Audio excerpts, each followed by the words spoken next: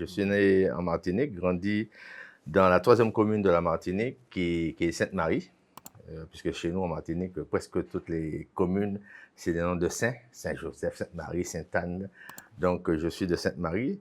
J'ai grandi dans un quartier qu'on appelle Besaudin.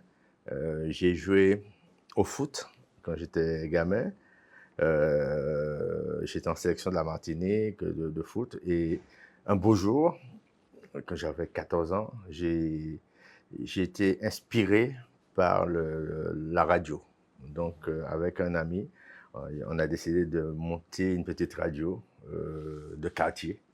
Et mon ami qui était le technicien qui a fait un émetteur-récepteur, et moi j'étais l'animateur qui est dans le quartier, de quoi peut-être 500 habitants. Donc on passait de maison en maison pour dire, ouais, mais mettez-vous sous telle fréquence, et puis on faisait. Donc c'est de là est venue cette petite passion au fur et à mesure qui m'a poussé au jeu d'être réalisateur. À 14 ans quand même, vous pensez créer une radio. Beaucoup de gens vont dire c'est de la folie. Beaucoup de jeunes de 14 ans vont dire mais c'est de la folie. Mais c'était quoi? C'est quoi le truc derrière?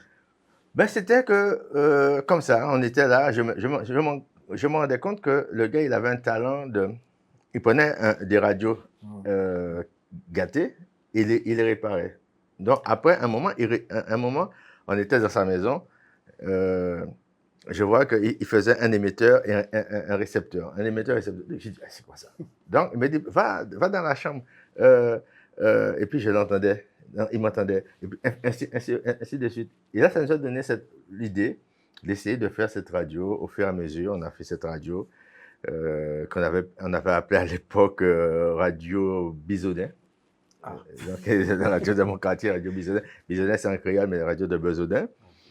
Et au fur et à mesure, les gens rigolaient, les gens prenaient ça, bon, deux jeunes qui rigolent, bon, on prenait ça en amusement. Bon, vous savez, en plus du foot, j'avais cette petite passion.